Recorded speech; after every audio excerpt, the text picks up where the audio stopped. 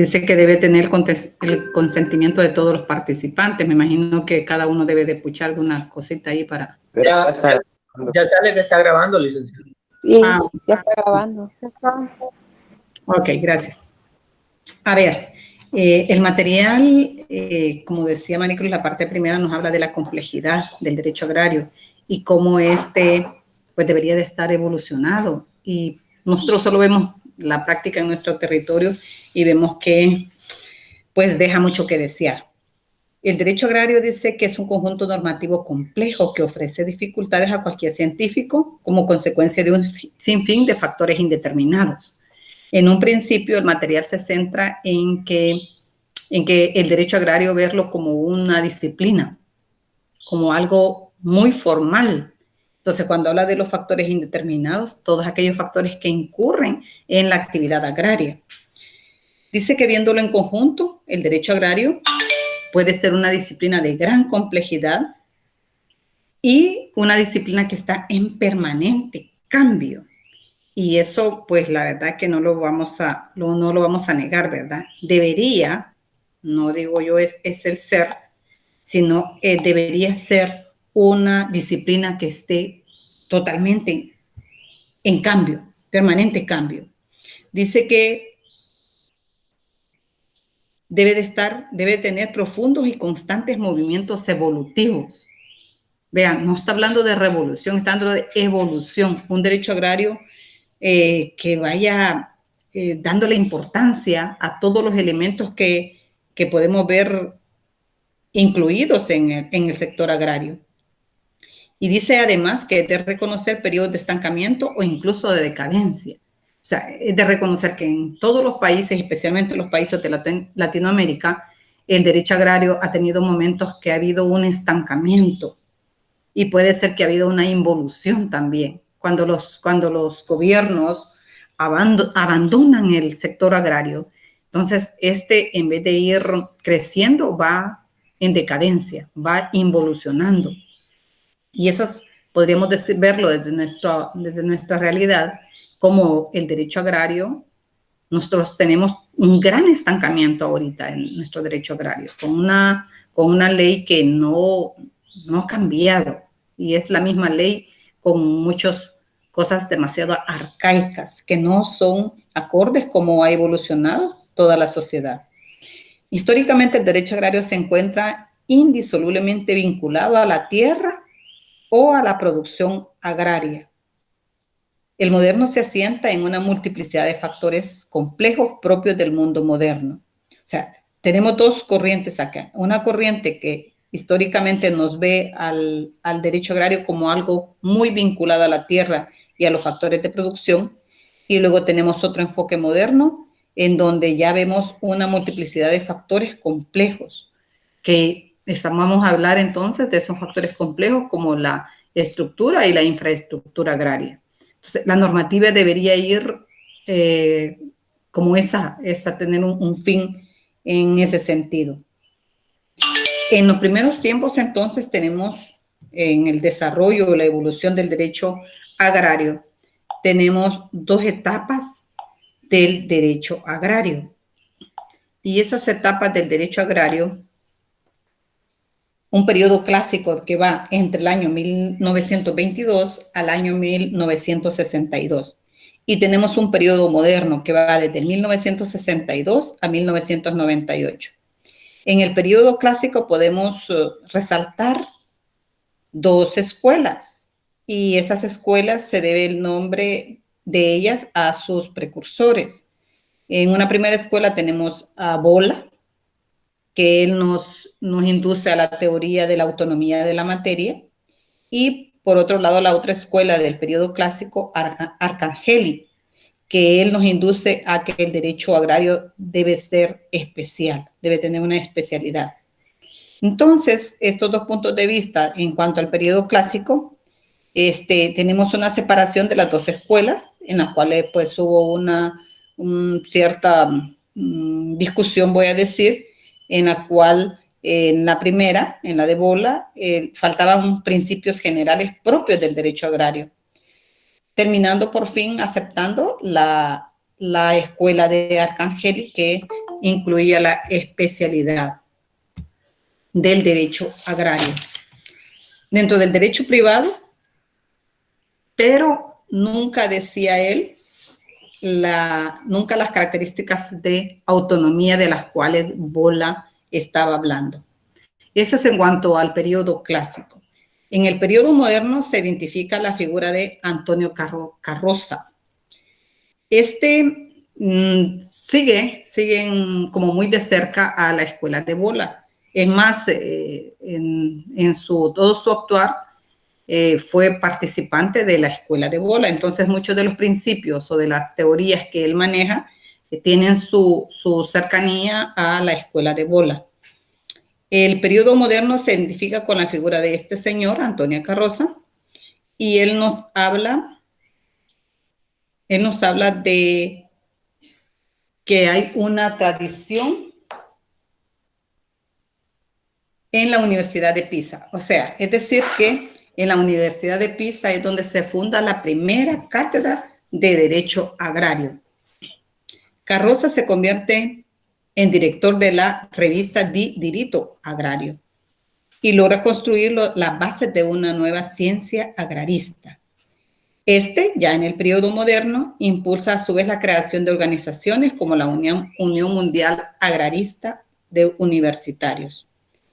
Carroza es fundador de la Escuela Pisana y tiene la ventaja de estar ligado al Instituto di Diritto Agrario Internazionale e Comparato, fundado por Bola.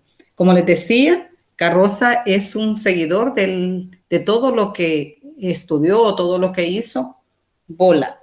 Y estos son italianos, ¿verdad? Por eso las expresiones que ahí aparecen son en italiano.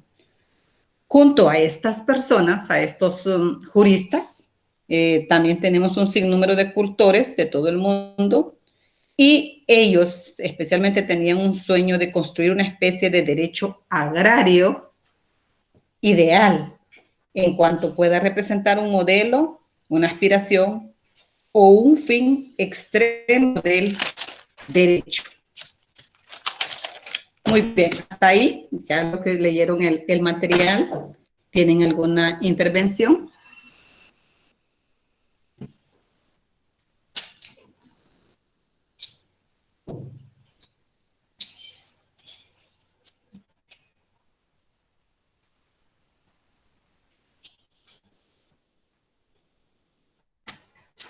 Así es.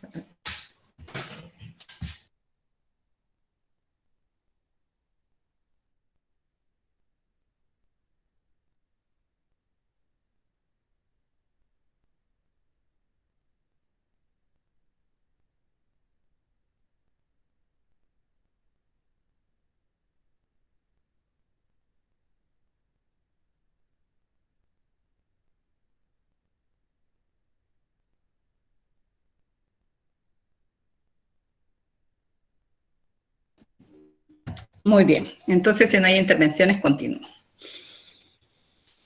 Decía de que en el periodo clásico del derecho agrario, especialmente a quien tenemos ahí como precursor, este señor de apellido Bola, allá en los principios del siglo XX, decíamos por el año 1922, que él aspira a establecer una coordinación entre normas y el objetivo de él es revisar aquellos institutos que desde su punto de vista en esos años era anticuado y preparar los nuevos para dotar de unidad y principios generales todo cuanto está disperso y contribuir a la formación de una ciencia. Esa era la idea de él en ese momento, que el derecho agrario se le dieran todas las prerrogativas necesarias y que se convirtiera en una ciencia. En su tesis de derecho agrario, la idea de él era que el derecho agrario se bastara a sí mismo. Por eso él decía que debería ser un derecho agrario autónomo. Y entre los contrincantes que tuvo, pues está este señor de nombre Ageo Arcangeli, que les decía que a él se debe el nombre de su escuela también. Con el paso del tiempo y todos los estudios realizados, Bola no pudo demostrar la existencia de principios propios del derecho agrario. Entonces, replantea su tesis sobre la base de la confluencia de elementos históricos. Además de los elementos históricos, él hablaba de criterios económicos y motivos ideológicos, y así comienza a impulsar la necesidad de un sistema coherente, complejo y orgánico. O sea, no solamente un conjunto de normas, sino que este fuese aparejado de todo un complejo orgánico. Sugiere abrir un capítulo de estudio de fuentes de derecho agrario y comienza él a trabajar en cuanto a ello, a hacer los estudios pertinentes y al final concluye de que solo le atina a una fuente, la fuente de la costumbre, como forma de mantener el ambiente histórico y económico propio de lo agrario. Este jurista incursiona en el tema de los contratos agrarios. En cuanto a la manifestación técnico-económica del fenómeno productivo, encontrando cierta tipicidad de las causas consistentes en el goce del complejo unitario funcional, cuya estructura y continuidad refleja todo un conjunto de derechos y obligaciones. Es decir, que dentro del derecho agrario, no solamente vamos a hablar de derechos, sino que también incurre obligaciones. Para él, el fondo no era más que, no es solo un objeto, sino que decía él que el fondo es un bien definido. Cuando hablamos de fondo nos estamos refiriendo a la tierra, ¿verdad? Por su función, las partes contratantes tienen la obligación de conducirlo según las buenas normas, las técnicas y además de progreso. O sea, desde ese tiempo, allá por 1922, ya Bola nos estaba diciendo de que ese fondo no es un objeto, sino que es toda una unidad orgánica y en la cual se puede hablar de tecnicismo desde ese momento y que esta puede llevarnos al progreso. Decía él que debe garantizarse la integridad del fondo y que además este constituye la base de la empresa agraria en torno a la cual giran todos los demás factores de producción. Vean que él en ese momento ya hablaba de empresa agraria, que la empresa, todos los elementos de la empresa, pues nosotros los vemos separados del derecho agrario. Llega a la cima de su construcción científica cuando afirma la existencia de un ius propium de la agricultura, es decir, de un derecho propio de la agricultura. Para este autor, todas las normas referidas a la agricultura tienen un sentido teleológico relacionado con el mundo objetivo y subjetivo de la actividad económica. ¿Qué quiere decir esto? Quiere decir que todas las actividades llevan un fin, son finalistas. ¿Cuál es el fin que tiene? Proteger al agricultor. ¿Cuál es el fin que tiene? Proteger a la agricultura, proteger a la tierra, proteger a los sujetos que participan en todo el proceso de producción. En el periodo moderno, ya les decía que el fundador fue Carroza, y él es considerado fundador del modernismo del derecho agrario. Este jurista señala la necesidad de romper con la línea clásica y para él ya no se puede seguir buscando los anhelados principios generales del derecho agrario, de los cuales Bola nos hablaba, sino además él sugiere comenzar a reconstruir la disciplina a través de los institutos. Él dice que es la idea de él determinar en cada uno de ellos un rango susceptible de reflejar un orden de importancia y en especial aquello que todos los comparten y los ubica dentro del sistema, permitiendo por eso mismo excluir a los que son extraños al derecho agrario. ¿Qué significa esta idea de Carroza? Significa que es de unificar para él en la disciplina del derecho agrario cuáles son los elementos propios del derecho agrario y establecerlos como tal. Y luego, aquellos que no pertenezcan al derecho agrario, pues excluirlos del derecho agrario. Por ejemplo, cuando hablamos de contratos, los contratos en términos generales son utilizados por distintas ramas del derecho. pero cuando nosotros nos referimos al contrato agrario, lo vamos a especificar para el derecho agrario. O sea, las cláusulas que lleva el contrato agrario van a ser diferentes a las cláusulas que tiene un contrato de compraventa, por ejemplo, en el área civil. Entonces, para él se trata de una construcción de la parte al todo, no como decía Bola, que Bola iba de lo general a lo particular. No, Carroza propone que el estudio se tiene que hacer desde lo particular a lo general. Para él entonces implica enfrentar un ordenamiento jurídico e ir a la búsqueda de todas las figuras donde pueda haber algo de agrario. O sea, como les decía yo, por ejemplo, en el contrato de arrendamiento, si va a ser un arrendamiento agrario, entonces este arrendamiento, como tiene algo de agrario, va a pertenecer a un instituto como parte del derecho agrario. Las figuras jurídicas deben estudiarse, decía él, a profundidad. Si vamos a estudiar el contrato, a profundidad del contrato. Si vamos a estudiar el arrendamiento, a profundidad del contrato de arrendamiento. Para encauzarlo directamente en el área del derecho agrario. Cuando hablaba él de los institutos, dice como la empresa, como el contrato, como la propiedad, tienen una estructura básica susceptible de ser útil a las diferentes ramas jurídicas, pero internamente tienen una función específica que determina la rama a la cual corresponde. ¿Sí? O sea, cuando él dice estudiar los institutos a profundidad, a eso se refiere, estudiar la empresa a profundidad.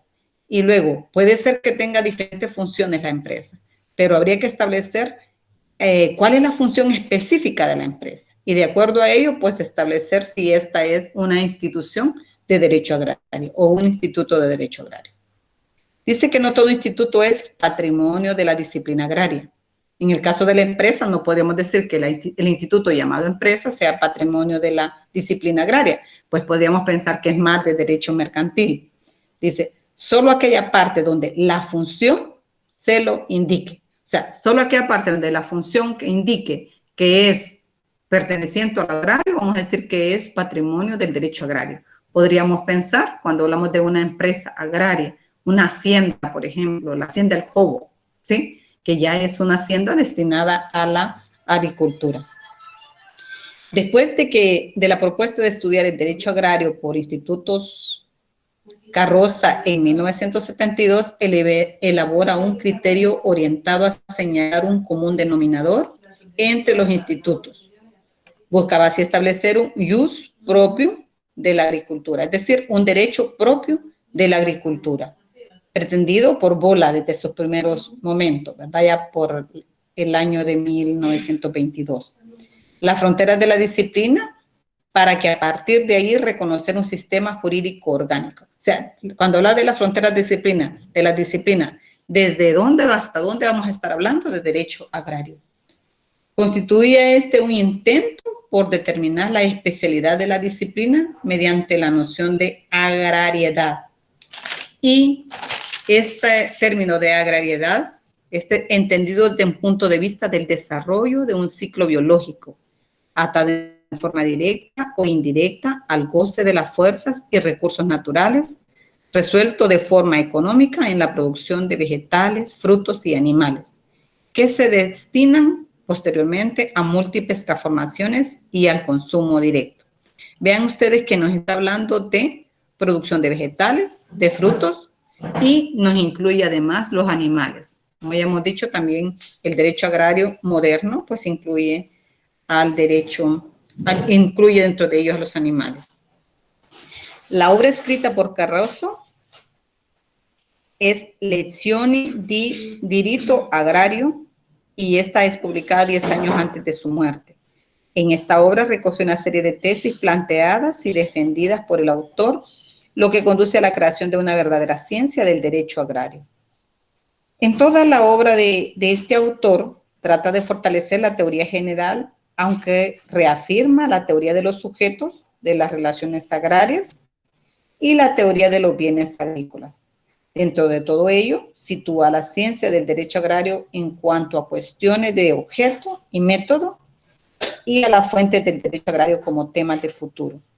Así, los instrumentos Así, los instrumentos para aproximarse a la construcción de un andamiaje científico son objeto, método y la fuente del derecho agrario, elementos necesarios para completar y organizar el sistema.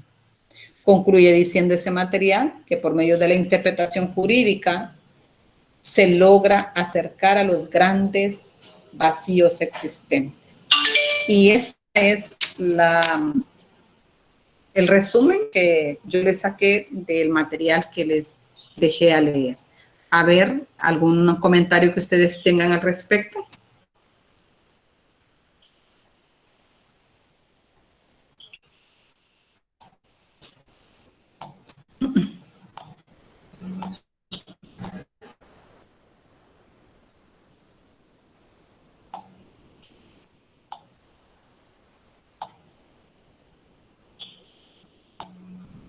Señoritas y caballeros.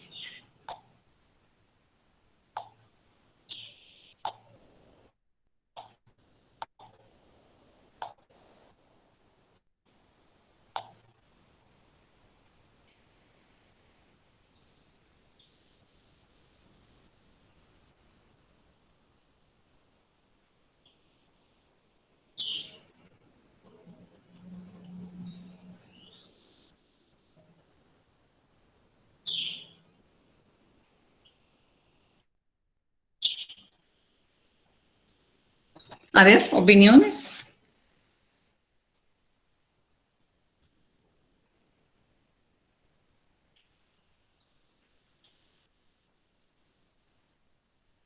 De eso trataba el material, de cuál fue la base, de dónde comienza el derecho agrario como derecho, como tal, cómo se establece en las universidades, que les decía yo, creando así una disciplina, y se lo decía creo que la semana pasada o ayer, en la cual la FAO decía que había que crear docencia en derecho universitario y capacitar a los docentes para que pudieran explicar y analizar muy bien toda la parte del derecho agrario.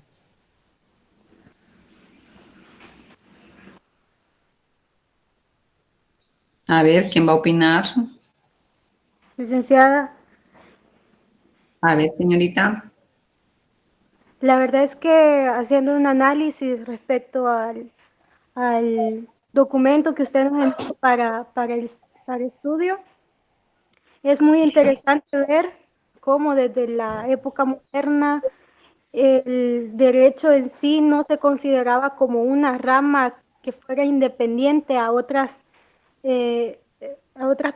ramas del derecho que ya existían. Entonces es muy interesante analizar en sí cómo se ha o cuál ha sido todo el proceso para que ahora en día se conozca el derecho agrario como una rama independiente y se le hayan adherido ciertos elementos que son clave y que se han determinado como dentro de esta rama.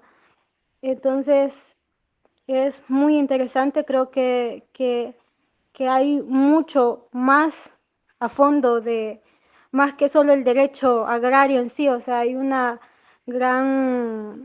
ha existido un gran debate entre muchos estudiosos de la época para llegar a constituir el derecho agrario como tal. Gracias, señorita Catherine. En efecto, llama la atención esta parte porque como a nivel mundial y a nivel latinoamericano se le ha dado la importancia al derecho agrario. Pero a nivel de El Salvador, a nivel nacional, ahí es donde estamos un poquito en decadencia, estamos desfasaditos en cuanto a eso. Y no es que no hayan juristas especializados. Tenemos a un jurista, que ahí tenemos un libro de él, se llama Pío, ayer se lo dije el nombre, Piano Real Alvarenga. ¿Se acuerdan cómo les dije? Priano Alvarenga, creo que es el nombre de él, Priano Alvarenga. Él tiene un libro de derecho agrario de una reunión que se hizo en Sudamérica, en donde se comprometieron a fortalecer nuestro derecho agrario. Y ahí es donde nosotros nos quedamos cortos con la importancia que se le da al derecho agrario. Y bueno, dicho sea de paso, ¿verdad? Parece ser que nosotros sale de nuestro pensum esta materia. Quizás ustedes serían los últimos afortunados, estarían viendo esta materia. Y luego vamos a tener 5 generaciones de abogados que no van a llevar derecho agrario. Hasta, pienso yo que dentro de 5 años, 4 años que vuelva a estudiar el pensum, la van a volver a poner y se recordarán que sí, por la importancia que esta va a tener. Si no la tiene ahorita, la va a tener, porque nos acercamos a una crisis alimentaria en donde realmente se le va a dar la importancia a aquel señor, a aquella señora que trabaja la tierra. El año pasado fuimos al volcán Chingo y ahí andaban en el campo niños, señoras, trabajando con entonces, una de las cosas que tiene el derecho agrario es eso también, ¿verdad? La protección que se le debe dar a los trabajadores del campo. Y muchos niños y niñas se dedican a las labores agrícolas, donde deberían estar en la escuela, pero están allá trabajando en el campo. Y para ellos no vemos los derechos como protegidos, como estar, que hubiese una gremial, ¿verdad? Que se encargara de proteger los derechos de la niñez y de la adolescencia que se dedican a las labores del campo, expuestos a múltiples dificultades. Entonces, como bien lo decía Catherine, es de ver la importancia que este tiene. Sin embargo, todavía de todos los estudios que hizo Bola, no hay en donde anclar los principios básicos del derecho agrario. Y luego, con la dificultad también de la fuente, de dónde nace el derecho agrario. Con otras materias, fíjate ustedes que fácil decimos, la fuente del derecho agrario es este. Pero con la fuente de otro derecho, perdón, es esta. Pero con el derecho agrario, todos los juristas decían, bueno, ¿y cuál es la fuente del derecho agrario? Para Bola, de todos sus estudios realizados, la fuente del derecho agrario es la costumbre. Y ahí todavía tenemos el debate. ¿Otra opinión? Eric García, ¿qué opina usted?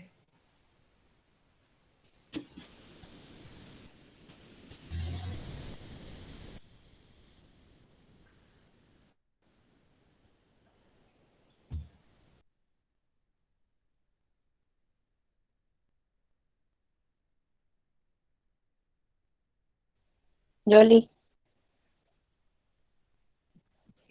Ma. Como A ver, no, le voy a ayudar. Con respecto a, bueno, una opinión y una pregunta. De ahí va a surgir mi pregunta. Con respecto a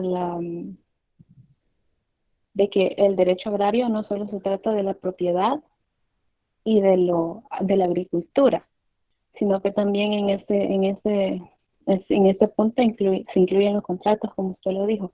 Pero mi pregunta va por el tema de los contratos. Si aquí en El Salvador se regula lo de los contratos agrarios, o siempre se acude con la rama del derecho civil, digamos, donde un abogado si lo hace con las cláusulas de los contratos civiles, o en realidad se basa en las cláusulas del contrato agrario.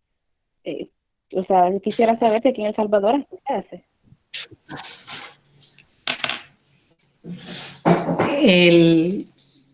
La forma es del contrato civil. Lo que nosotros aprendemos allá en contratos, eso nos sirve para todos los tipos de contratos, ¿verdad? Es como nuestra base, le llamamos derecho común, ¿verdad? Entonces, todo lo que nosotros aprendemos en derecho civil, que es derecho común, nos sirve para las distintas ramas del derecho. Entonces, si hablamos de contrato agrario, la forma es de contrato, el fondo va a ser agrario. O sea, las cláusulas que va a contener ese contrato van a ser cláusulas ya en el ámbito de lo agrario, ¿verdad? Entonces, esa va a ser la diferencia que vamos a tener nosotros en cuanto a si estamos ante un contrato meramente civil o si estamos a un contrato de derecho agrario. Entonces, tenemos que jugar ahí con la forma y con el fondo del contrato.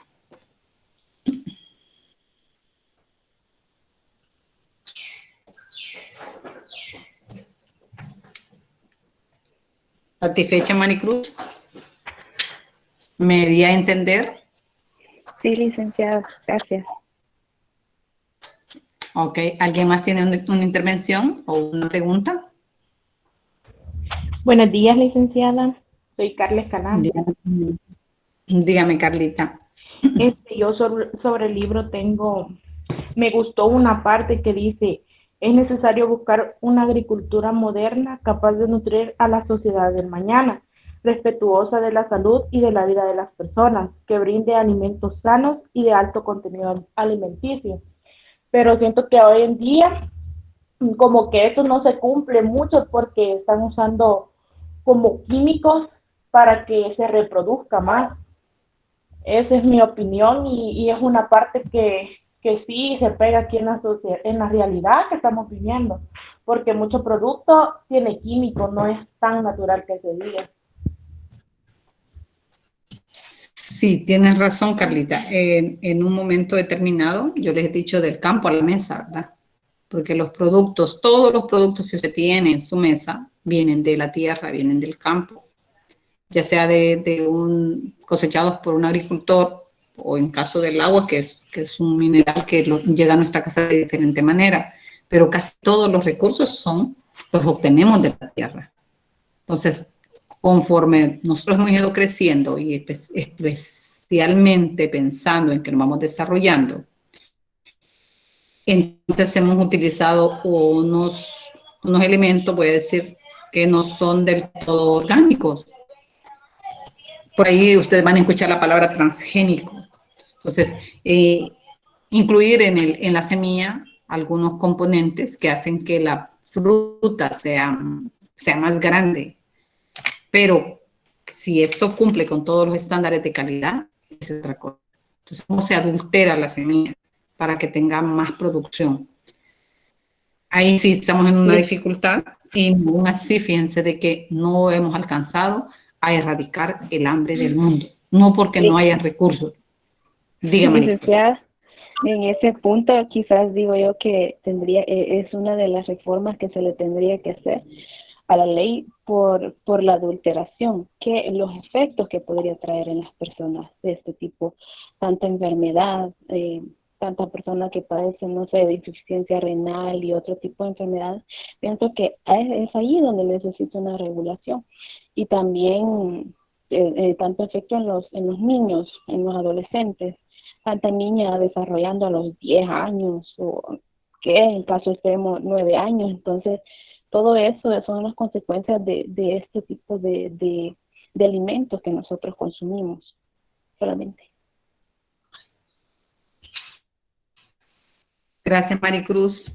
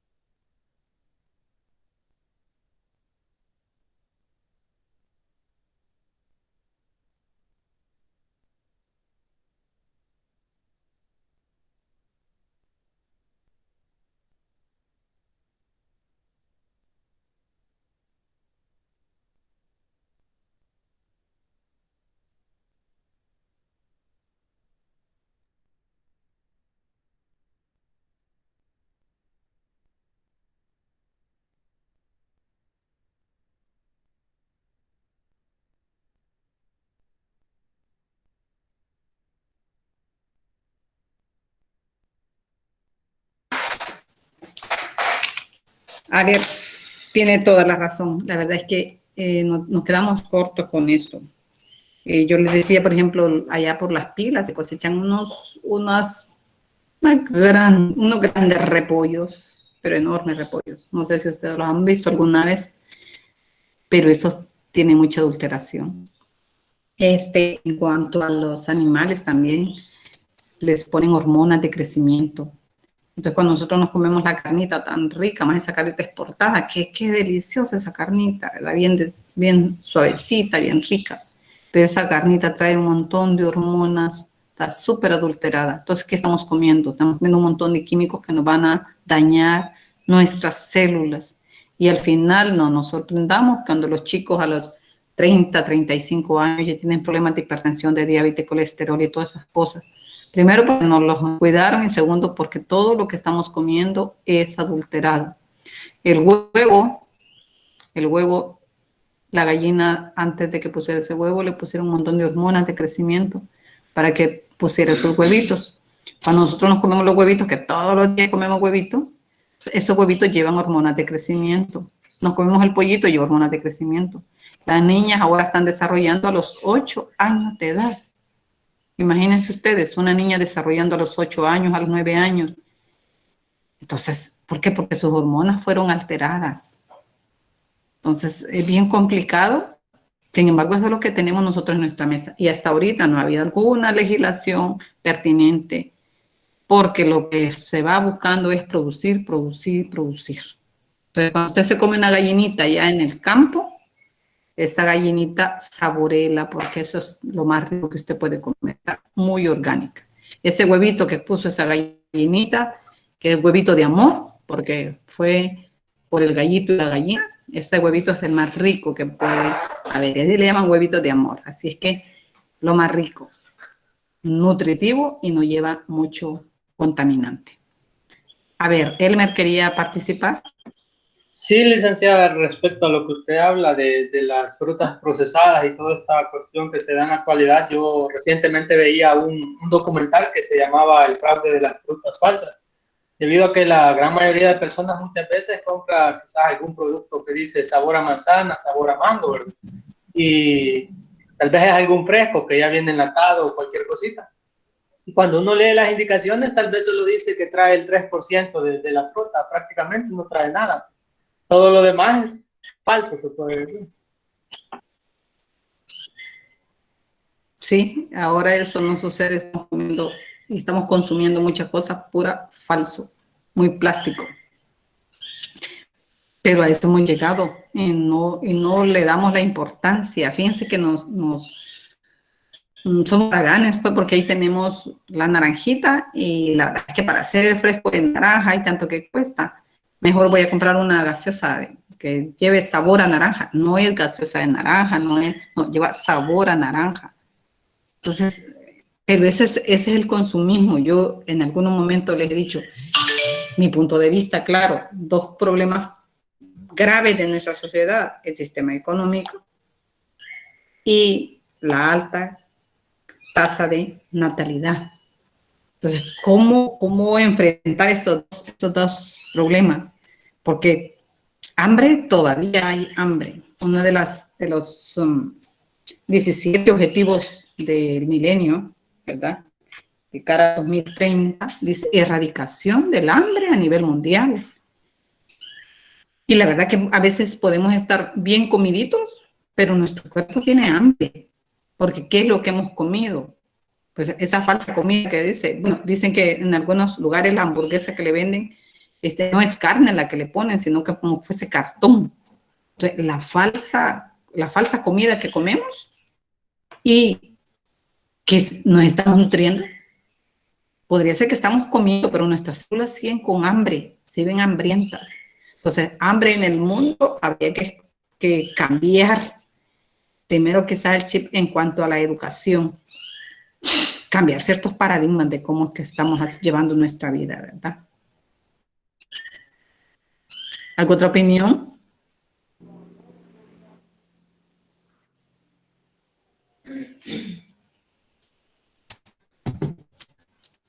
Licenciada, Sí, señorita.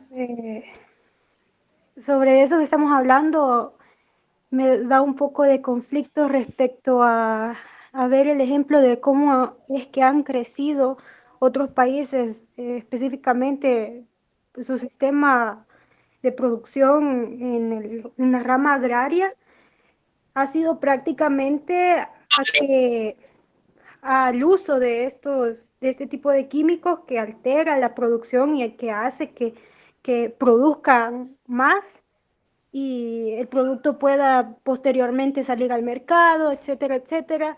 Y vemos sociedades que se han valido de uso de estos componentes para realmente levantar este sector y aunque se sigue produciendo algunos productos de forma natural, estos lo que pasa es que simplemente los venden súper más caros que el producto que normalmente producen a base de químicos o de cualquier otro tipo de sustancia que altere el producto en sí.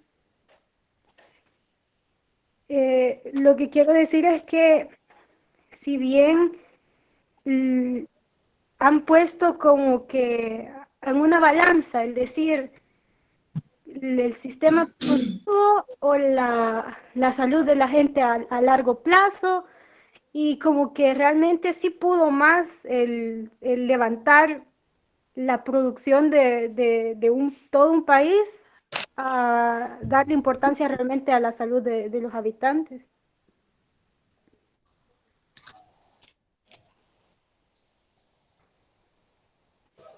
Muy bien, gracias Marilyn. Perdón, Karen. Fíjense de que las economías de los países en muchas oportunidades se ha levantado a fuerza de todos esos nutrientes sintéticos que se le ponen.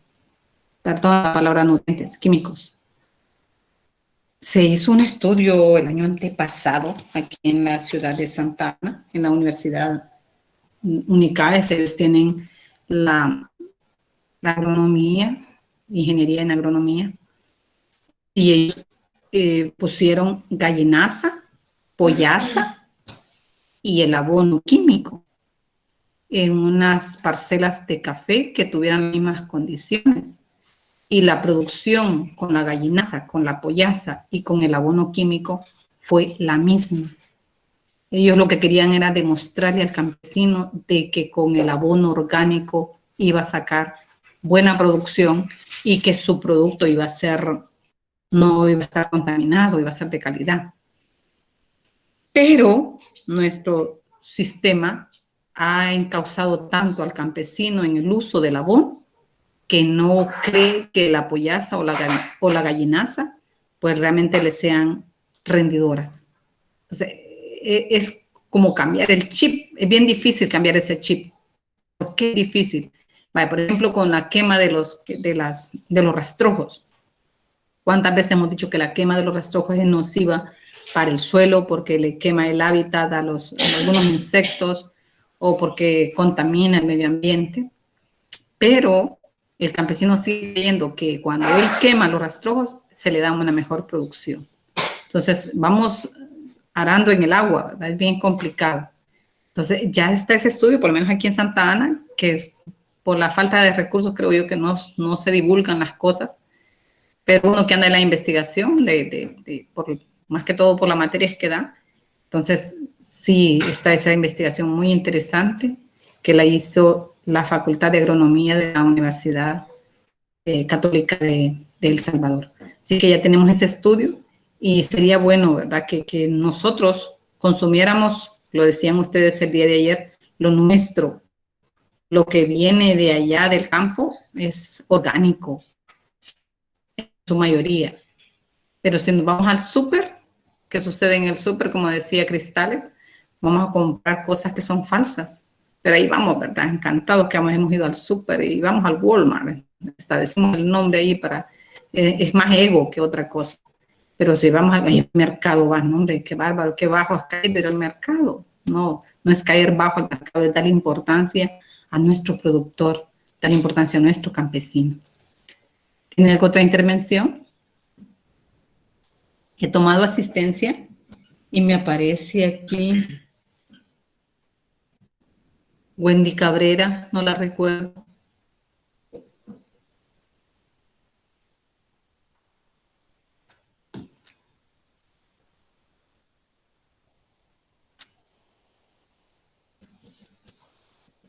porque en esta clase se iba a unir nada más Marcelo y se iba a unir Rebeca.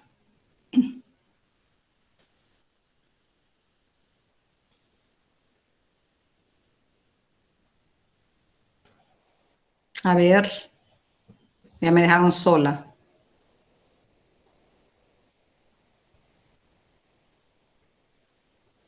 Lee, con respecto a lo que está hablando ahorita de la asistencia, no es necesario que le escribamos un mensaje con nuestros nombres, o así va a tomar la asistencia según lo que usted mira que estamos conectados.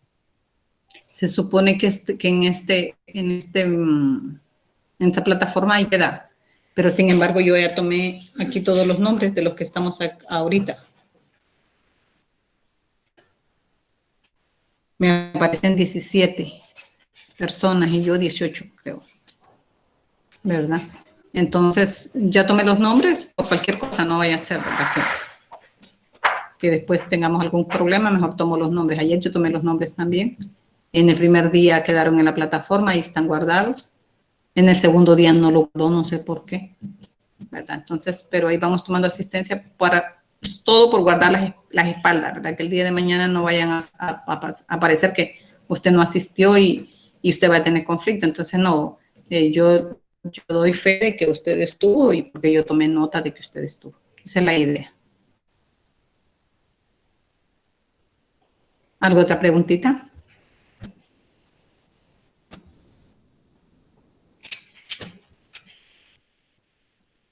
A ver, ¿qué les ha parecido esta plataforma? ¿Nos quedamos aquí en Meet?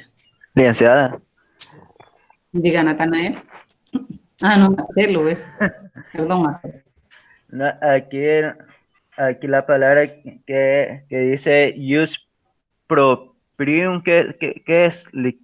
¿Qué significa? Use es derecho. Derecho. Derecho. Use, la palabra use es derecho. Y la otra palabra es propio. Es un derecho propio de la agricultura.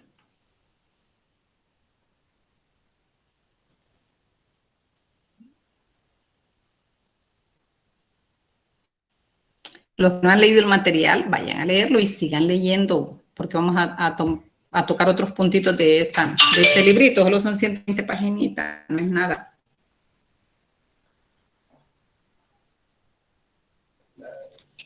Son 120 paginitas. ¿Quién dijo llorar por eso? Nadie. ¿Verdad que sí? ¿Otra opinión?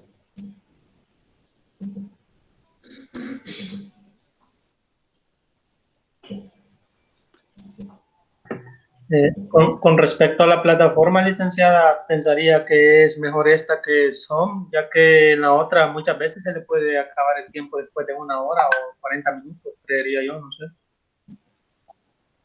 Ayer eso nos pasó, por eso me quería probar esta, porque ayer 40 minutos sí me sacó y luego después me costó volver a iniciar y luego estarle dando la entrada a cada uno de ustedes. Creo que en la segunda oportunidad no creo que entraron todos, entraron ya menos. Entonces mejor nos quedamos con esta plataforma. Ahorita ha funcionado bien. Para comenzar sí me costó, ¿verdad? Pero luego después creo yo que está mejor. Dígame, buenos días. ¿Quién es usted? Podría poner la cámara, no la conozco, no me acuerdo. Buenos días, licenciada. Yo soy Mabel Estefany Cabrera Acevedo.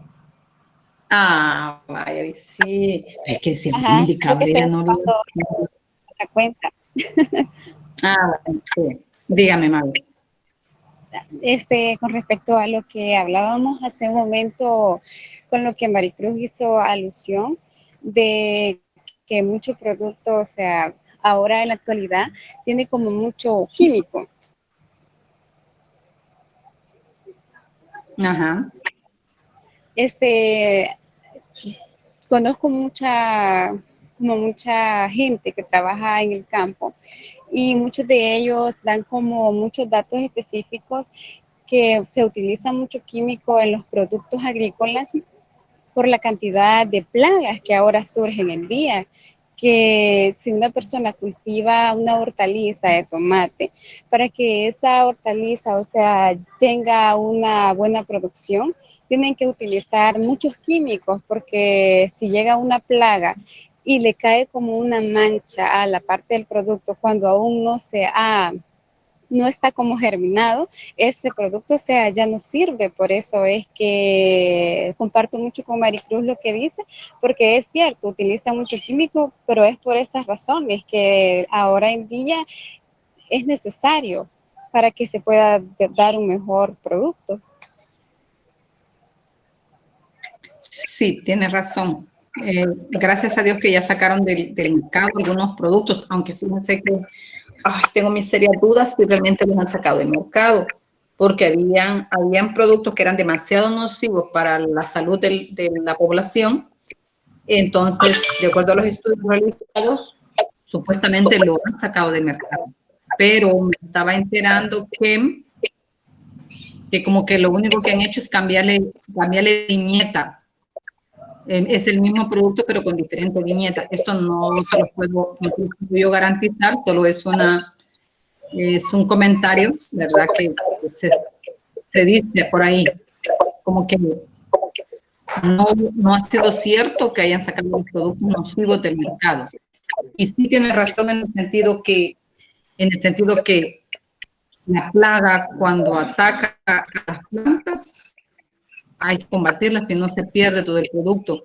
Cuando va al mercado, el producto es bien revisado minuciosamente. Entonces, un producto que vaya manchado o dañado no tiene mercado.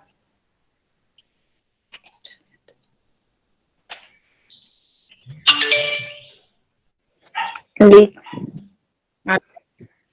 se me acaba de venir otra intervención con respecto al descanso que se le da a la tierra. Lastimosamente nuestro sistema económico no da para que podamos hacer eso por la pobreza. Entonces el campesino, el agricultor siempre quiere sacarle el lucro a la tierra, pero según yo he escuchado a algunos agricultores que dicen, eso no lo sabía yo, pero lo llega a conocer uno con el tiempo, de que a la tierra se le debe de dar descanso. Entonces, y ese es uno de los conflictos que tenemos lastimosamente como pobres, que no dejamos descansar la tierra porque hay que sacarle el lucro. Y dejando ese tema aparte, cuando usted pregunta esa plataforma, quizás es mejor en el sentido de que los que trabajamos con datos es menos pesada esta aplicación que Zoom, y solamente Perdón, no estaba activado el micrófono. Gracias por eso, Maricruz, porque una de las cosas que yo intento también es no cargarlos económicamente a ustedes, ¿verdad? Que al final vayamos a salir que mucho gasto en datos y por eso me vayan a abandonar. Así que la idea es que no vayan a abandonar. A ver, hasta en la Biblia lo dice, Maricruz, compañeritos, hasta en la Biblia lo dice, que la tierra hay que dejarla descansar. Un año se siembra, luego se descansa, luego otro año y luego otro descanso. O si no, cambiar de producto siempre y cuando no se respete la vocación de la tierra. Pero nosotros, como somos tantos pobladores y no hay cómo hacer que la tierra descanse, entonces es bien complicado decir que nuestra tierra va a descansar si ni siquiera ha terminado de salir la cosecha de maíz, y tras de la cosecha de maíz va la cosecha de frijol y después le metemos el sorgo. Total que la tierra hasta ya por el mes de marzo se está cosechando el sorgo. Quizás solo descansa abril. No, bueno, se termina de sacar el sorgo y de una vez ya va a prepararla porque ahí por los primeros días de mayo hay que sembrar ya el maíz. Entonces, no hay descanso para la tierra, y al no haber descanso para la tierra, los nutrientes de esta, pues tampoco se reproducen, sino que se van terminando. Así que eso está bíblico, es, Maricruz, que la tierra se le debe dar un descansito. A ver, ¿alguien más va a participar?